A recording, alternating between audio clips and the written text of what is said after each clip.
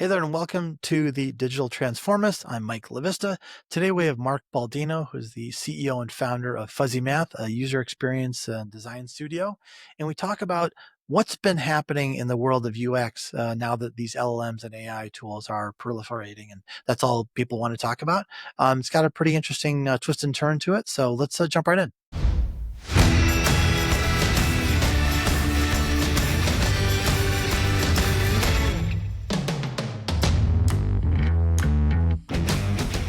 Hey there, welcome to the Digital Transformist. This is Mike LaVista. I'm here today with Mark Baldino, who's the founder and CEO of Fuzzy Math, longtime partner, and I've always wanted to say this, friend of the pod. Is that too something? I don't know, I'm just going to say No, it. I hear it. I like it. And we've talked a number of times about how user experience and technology can really help companies grow. We even did a webinar that we'll include a link for on how to be successful in a digital transformation effort.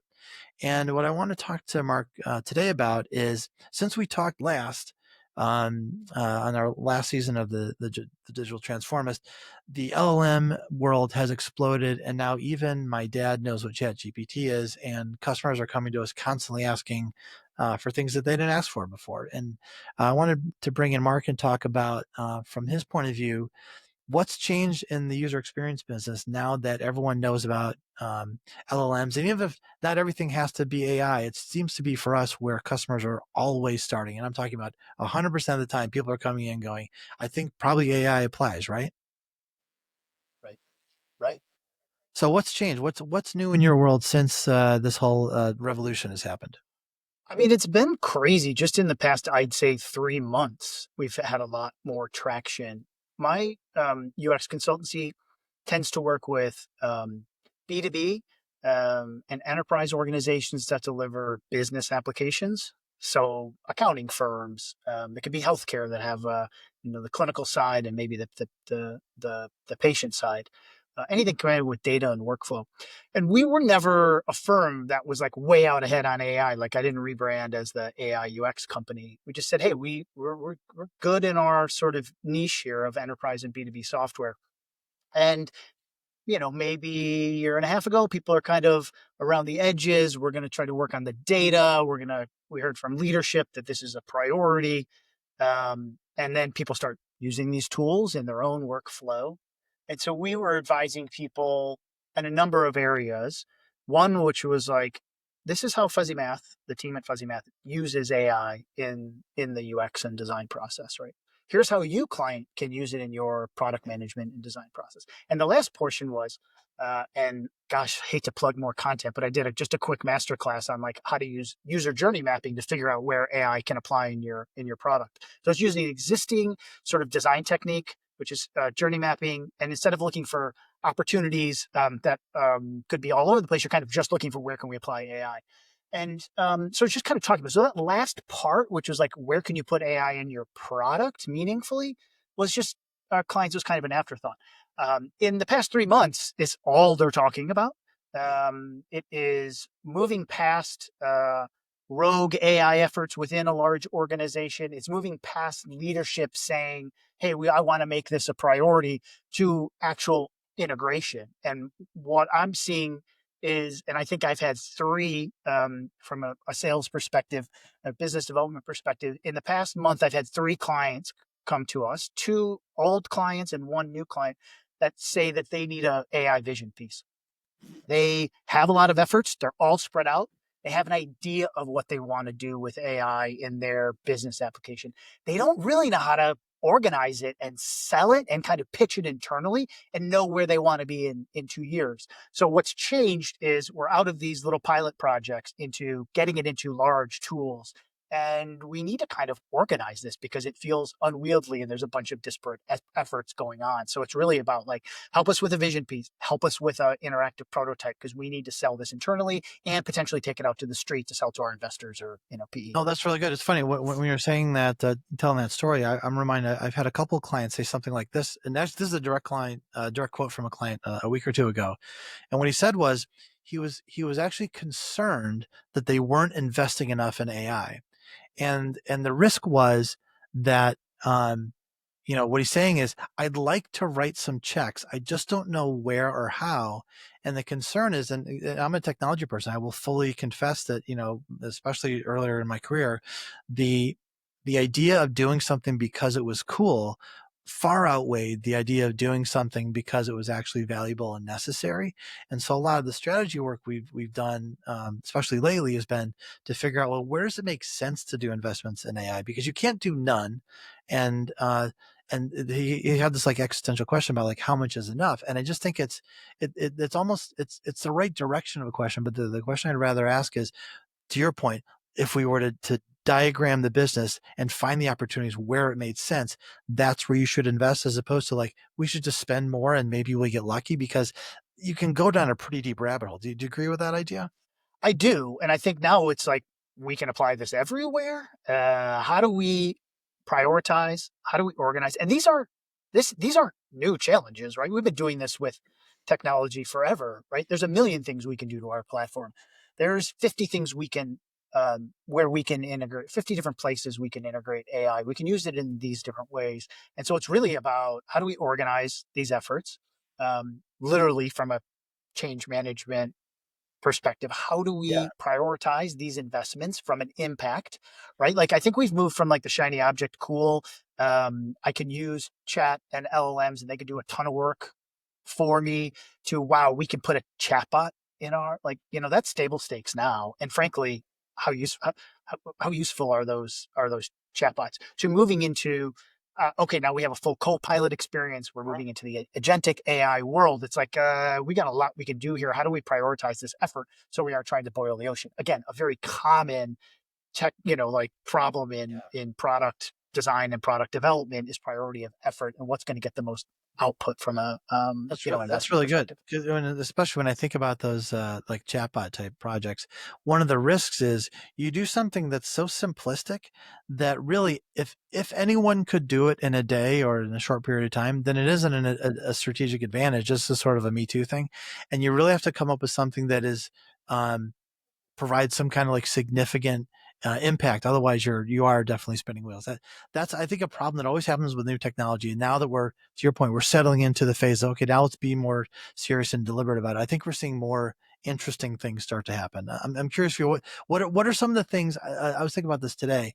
We had a client come to us with something that uh, they thought would be AI, and it wasn't really. And it's almost like, that meme with Scooby Doo where like Fred unmasks the ghost, and it turns out, oh, it was the butler all along.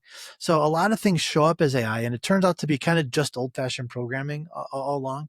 But at least they're thinking that way. And so the thing that they came to us was was something that was an automation, so it didn't really have an AI, but the automation would have been impractical to do a year ago because we had to program it kind of from scratch.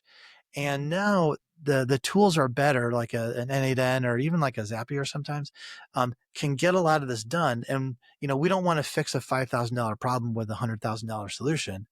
But if it's $1,000 solution, then all of a sudden it's, oh, we can do it in a couple hours, and now we're really serving the business and we've moved them forward a little bit. Those have been more interesting. I'm curious for you, has that kind of scale of thing changed for you, or like the nature of it changed? I think it has. I think you bring up a good example. Is sometimes we people have a habit of calling it AI when it's not. I think automations, it was kind of maybe a key buzzword.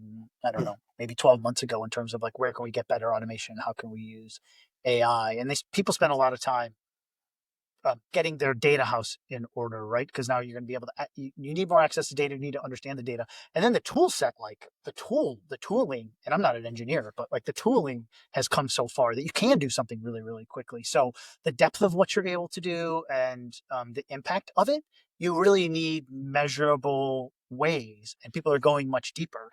And now as we've spun into like, agentic AI, we have all of these things that are running around as robots in our tools, and we need a way to like organize these literally in an interface, monitor what they're doing, and then ensure that the output is correct. So what we've been talking to our clients about and kind of running some workshops on is like, what's the problem you're trying to solve?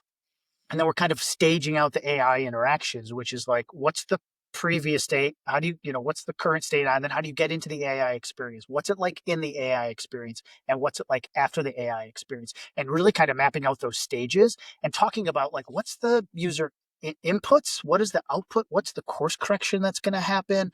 What feedback are you giving them? Because we're in this phase right now, and I think this is important from a UX perspective, but people are talking about it in technology in general. Is like we're in this stage of building trust in these tools, right? So I worked at Orbitz for prior to fuzzy math, right? Like you put in a search in Orbitz or any travel site and you get a response, right? A bunch of stuff happens in the background. There's an interstitial that's, calculated and all this sort of stuff. So people sort of waited, right? But no one was really bothered by the fact that maybe it was taking 5 seconds or a half a millisecond to come back with a response. Now, if people know that AI is happening in the background, they're like kind of freaking out because they don't trust what's happening. They don't know what's happening. But that is not new in technology. We sent complex processes into a machine and got output. And I think we're in this phase where because there's a lot of lack of trust in AI or a lot of fear in AI, we're kind of building these feedback and response mechanisms, which are giving people insight into what the AI tool is doing or multiple agentic AI tools are doing. And we kind of have this like constant back and forth, which is a trust building exercise. I think what's next is we're going to get past all of that. We're going to trust these things and we're going to kind of probably move into a mode where we're working much more seamlessly with Yeah. AI, and we don't need as much kind of back and forth, and it's doing more complicated things. But I just feel like we're like taking a bunch of baby steps because people are really uncomfortable in a lot of ways with what the technology is Yeah. doing and how powerful it can be. I'm curious, where do you sit on the idea about what kinds of things AI will replace? And the main idea I hear a lot is that it's going to completely replace job X, Y, or Z, etc. We're finding both for our like internal to our company how we do development is more of an assistive bionic approach, and Copilot. as we see it with clients, the same thing. We're like, it's not that whole jobs are going away. It's more like, maybe um, you had 100 salespeople before. Now you can do the same amount of something with 50, but now the other 50 could do something else, and they're not completely replaced. So it's more like an accelerant, a catalyst, etc. That seems to be where our stuff is going. I'm curious for you. How does that affect your work? I think you said you did some content about that lately, but also your clients too. So, I mean, I think specifically in the UX world, Yeah. I've been advising my team members and design teams we work with because um, we have consultants who work with our clients, and then sometimes we're working alongside designers at our clients' organization. And I do kind of let them know that there's some level of like moving pixels around um, that they might not be able to get the chance to do in 3 or 4 years because the tooling is so good. So, and this applies to any role, and you've alluded to it in the kind of programming world. Like people are using copilots and pretty comfortable with copilots at Mhm. this point because they're accelerants to what they're trying to do. And so, what I think, if you look at the design world and UX world, like we have this plethora of design systems. So out of the box designs, right? We have tools that can get you to a UI really, really quickly. That process of that initial invention process, coming up with 10 alternatives of a dashboard, building a design system from scratch, that stuff's going to be too easy to do with a tool. So Hmm. it's going to kind of go away a little bit unless you want to be like a master craftsman. But in our world, Mike, where we're consultants, our clients aren't going to pay us for that. They're going to want the speed and efficiency we're going to get out of these tools. So what are they hiring us for? What are people left with? It's the really hard things, right? Like, That's the I interesting did a thing. and I think it's Yeah. interesting from a human Yeah. perspective, but Right. we did a project with Expedia years ago on their fraud prevention system. And they said weren't calling it an LLM, but it was doing a lot of complex computations. They were like, we catch 90% of the fraud. It's the 10% that the system can't catch. That's where we need these human tools. And we need really complex human tools to do fraud analysis across fraud networks. And you're talking about like, you're looking at all of Europe and different transactions to see if you can actually like find a group that's causing a fraud, billions of dollars of fraud. So it's like you end up building experiences which are richer, and you're asking people to do more complex things in these tools. So it's like for a while, we weren't asked from a business perspective to work on AI by our clients because I think they were just figuring out the table stakes of it. And now they're putting in their product and they're like, well, wait, we need a UI to support this, and it's more than a chat. We need to understand what's happening. And so we're actually starting to concept out and help build some really complex interfaces, which I think are really fun for Sure. a human to use, even if there's a part of the work process that got Yeah. removed. Well, it's funny. So our version of that is, when, and this is also thinking about, so if you're listening and you're thinking about developing an AI tool, the piece I think you miss from an engineering point of view typically is if you're working in, ChatGPT right now and you're asking a question like, this is amazing. I'm doing this part of my workflow and it's helping me get through that. Well, when you want to operationalize that through an organization, well, what has to happen is you have to have a login and authentication and security, and then like, the data layer and having that be, secure. Now there's a piece of it where it goes to the LLM and comes back, right? But also that has to have guardrails on it, so you're not doing things that aren't right. And then after that, there's processing and da da da da da da.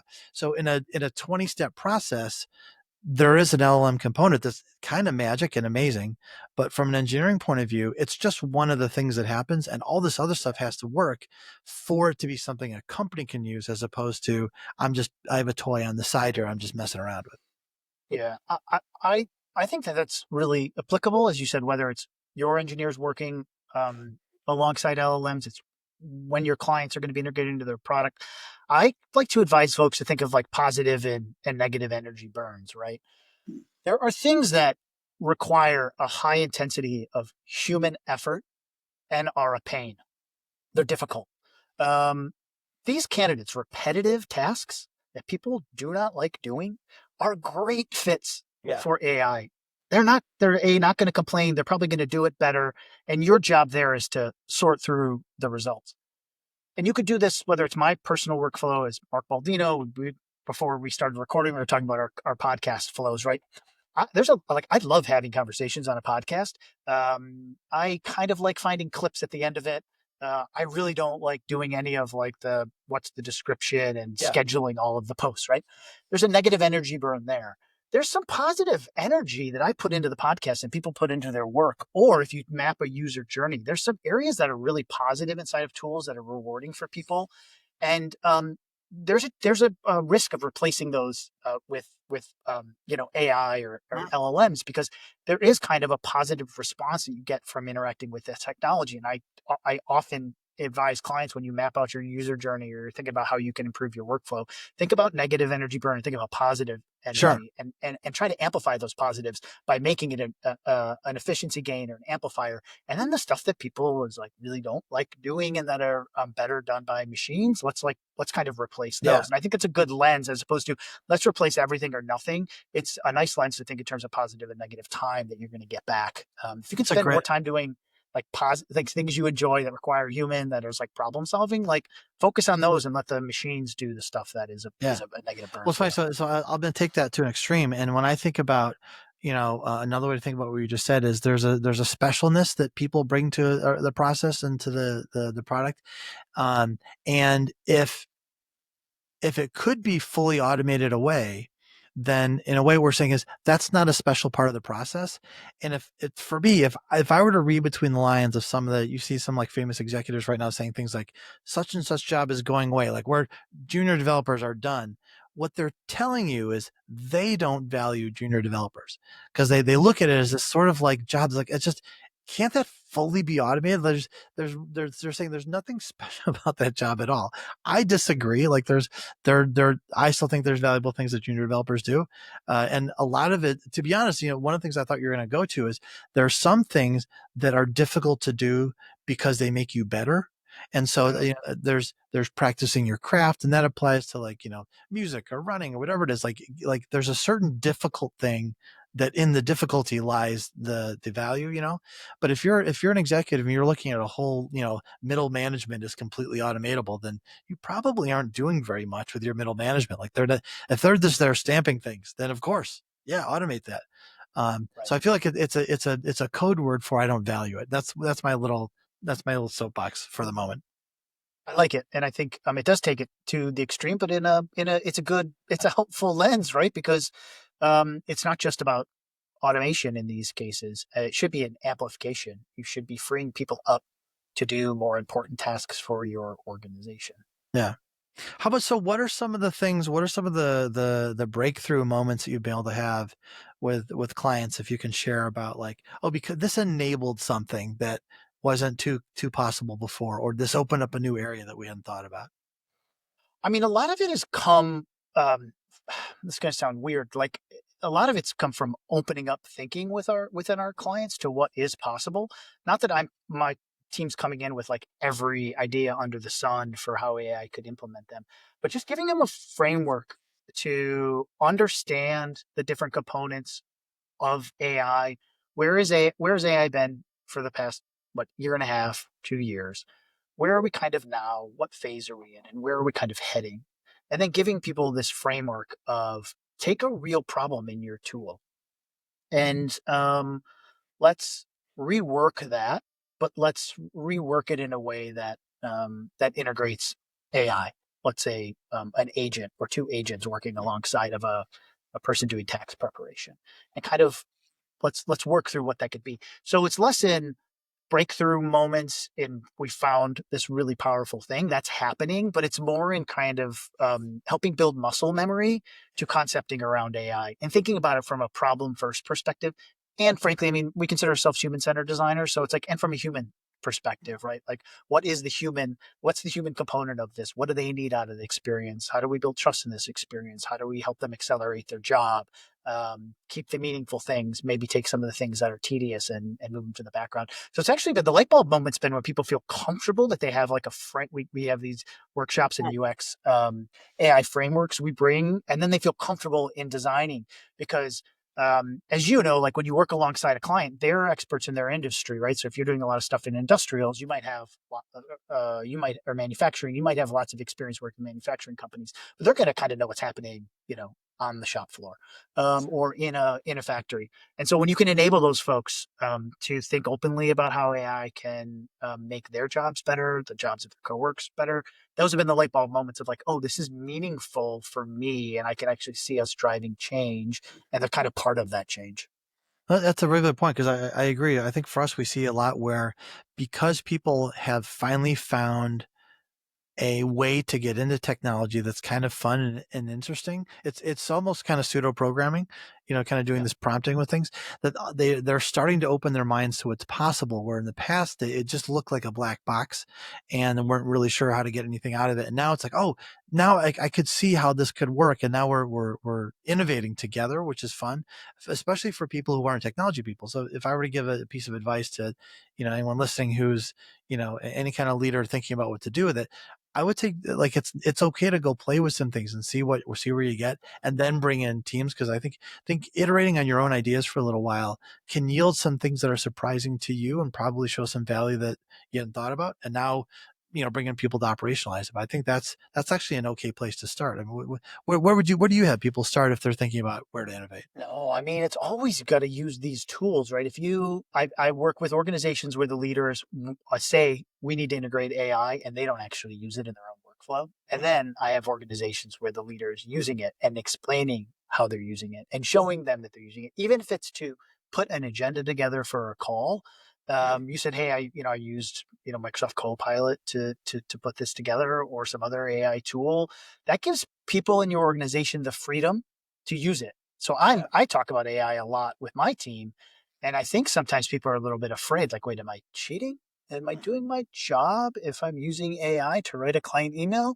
And my answer is no. Like, you're probably going to have a more succinct email, because then it's probably going to hit the key points, and you can make it friendlier, make it more business direct. Like, it's going to help you do something that maybe crafting a client communication is a tough thing. So I do think it has to be, play with it in your workflow is really, really, really the first step. And then start to see how it can affect other workflows in your business. And then if you're delivering software, how do you actually integrate it into your software? But just starting on the last phase, it's kind of what I was saying earlier on of like, hey, we're just going to put it right in our product without having an inherent understanding and a comfortability with it as a group of designers, product people, and engineers. Like, it's going to fail and it's going to feel really awkward. And you're probably going to integrate like a chatbot that feels like a help, Q&A system. And that's not really meaningful. That's not really meaningful in terms of an impact, that those have been around for forever. So I think I agree. Well, if I were to take kind of extend that angle a little bit. If you're, if you're just getting into this, you might have a thought that's like, I mean, everyone else is so much, farther ahead than I am. I'll never catch up, etc. I have found that it's rare it's rare that people are power users of any of these tools in a way that I expect. Like I expect in my head, everyone's using these things for everything from scheduling to birthday parties to, ideas for gifts, all this kind of stuff. And then I talk to even like relatives or clients, and there aren't a lot of people doing it. So if you are, you're kind of already ahead of the curve. And if you're not, it's not exactly difficult to catch up. I think it's a creative process to iterate through some ideas and play with them, some different tools, and there's more than one. Um, and this isn't a plug by any means, but like people, at least for me, I default to saying ChatGPT because everyone knows what that is. But Yeah. I've moved over to Claude for a lot of stuff. It's actually a pretty good programmer. I like it best of the programming bots. It writes pretty well.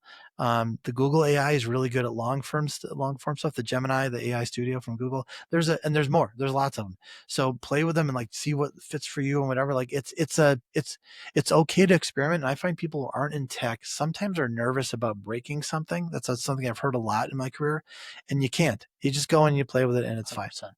Yeah. It's all No, I about think you mentioned parents, and I have some, some siblings who are a little bit less sort of in tech than I am, and they're using it. When they're bringing it up, as opposed to me bringing it up, you have really, really broad adoption, but you have to find something useful, right? When I try to describe how I use it, some people are like, "Oh, I don't know if that applies." So it's playing around with them and then figuring out like, "Oh, this could be an amplifier." And then you have a bunch of tools that aren't just bots, but are build an app with a command line interface, like a chat interface. Like for me, Mike, as a non-programmer, that's like really powerful. I hooked up 3 public data sources and asked yeah. it to take I was these data impressed, to be sources, honest. You said that, I was like, wow, he's getting somewhere. but I didn't do it. I just chatted, and then it's back and forth, back and forth. The app is 80% of the way there, but it at least has something that I couldn't have done. So my default used to be I would use Google Spreadsheets, right? And some Hmm. like API connectors into Google Spreadsheets. Now I can skip that and I can actually build a dashboard for my business if I want to, if I spend probably an afternoon or a day building a business dashboard that has my Yeah. custom data sources. Like that's pretty powerful. I have a spreadsheet, it works great, but it's like you can do something more. And so I think people have to find some use cases on their own and play around with it. And I think, as You to know, your point, they'll find the kind of how powerful it can be. here's an entry point that I found particularly helpful. So, my assistant, who came to the company, is not like a super technology person, but like the smart person who can figure things out. The mindset shift that she told me about that I thought was really interesting. And she said that, like, as we started talking about more of this stuff, it encouraged her to take the things that came to her that were sort of like annoying or frustrating and ask herself the question, I wonder if AI could help me do this better. And so, I think one of the examples she brought was something like, trying to like look up how to do, so one of the things that falls to her for some reason is like managing all our different locations and tax things in different states. So asking ChatGPT how to respond to this request from the state of Washington or something, it was like, oh, I mean, I'm not a lawyer, I'm not an accountant, but like that seems pretty close. I'm directionally, that saved me however much time researching. And my wife brought me one the other day that was like, we got the schedule for the football games for the fall, and we always put those in the calendar. And that's a pretty annoying one by one task. And so she's Yeah. like, well, what happens if I just paste this in GPT and say, can you download an ICS file for me? And it was done in 8 seconds. And it's like just asking yourself the question. It's almost like a Mad Libs. The annoying thing X, can that be solved with an LLM? Maybe, and it's worth a try. And so it's just changing your mindset to that's possible. I think is interesting. You're right. Great. Well, so you mentioned something maybe as a parting thought here. You mentioned that your people were thinking about like what it used to be, what is it now, and then kind of what would the future or what's coming. Um, what for you do you think is the most, if we have you on again next season in a few months here, what's the thing you think is coming that we might be something we should pay attention to? I think the confluence of experiences is what we're gonna be dealing with in a year, 18 months, which is not just one simple AI interaction, but multiple complex AI interactions. And I'm really curious, like right now, agentic human in the loop is what everyone's talking about. And not everyone. I don't know. I've had a lot of people talk to me. Shouldn't say everybody. A lot of people are talking about agentic human in the loop. I really wonder. It is more of a question or a thought that human in the loop is going to we're going to be more comfortable without humans in the loop. But we're still going to be we're going to have multiple agentic processes running around in the background, and there's going to be some monitoring of them.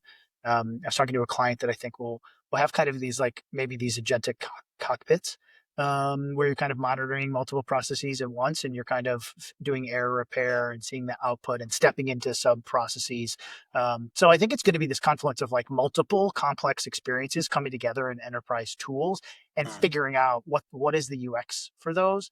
yeah. And how do you do that seamlessly while embracing the complexity of what's happening? Which I think is like I think it's cool and I think a really fun problem, but kind of going from hey, we got table stakes, now we're doing a few things to like oh, we're doing 10 things or 15 Yeah. things, and I got I don't know 100,000 users in my tool doing this. Like how do we create some level of seamlessness? But what about you, Mike? Where do you think we're going to be from your perspective in if I come back on the So podcast in a year and a half? interesting. So I'm gonna tag on yours a little bit, and then I'll go to my own, which is I feel like the human in the loop phenomenon.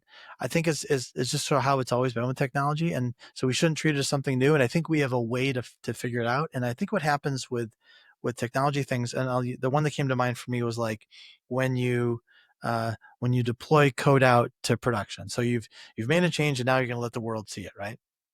What I've noticed is that with any new product, the first deployment is everyone's on pins and needles a little bit just to make sure it goes right. And we've got tooling and testing and all this kind of stuff, but something that's always weird. And here we are in June 2025.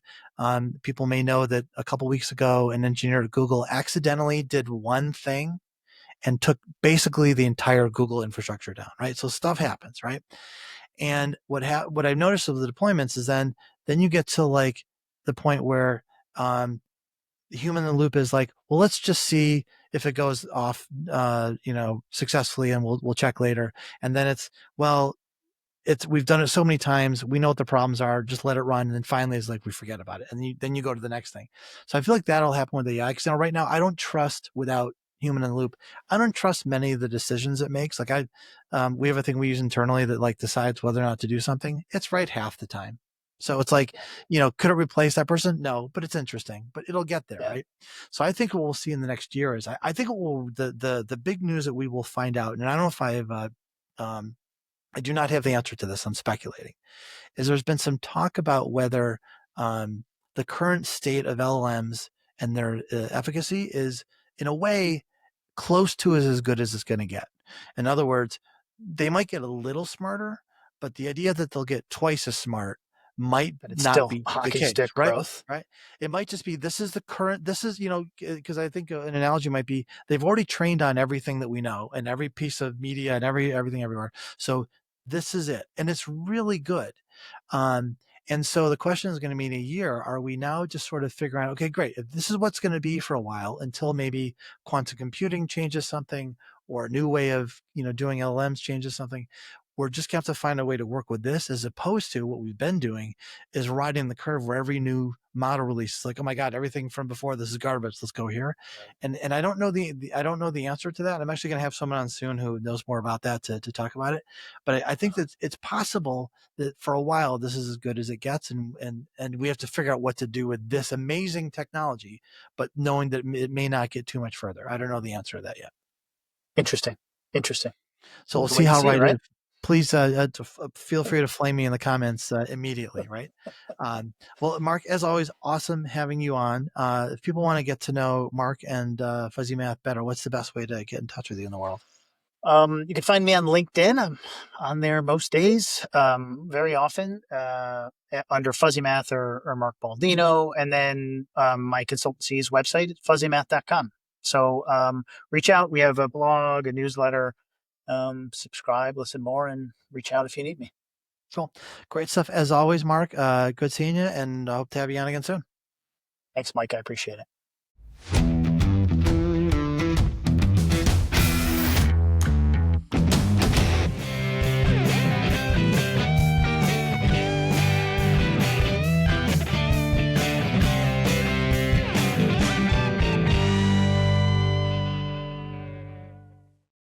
Thanks for listening to the Digital Transformist. This is Mike LaVista. And if you like that content, subscribe so you can get notified of new content when it comes out.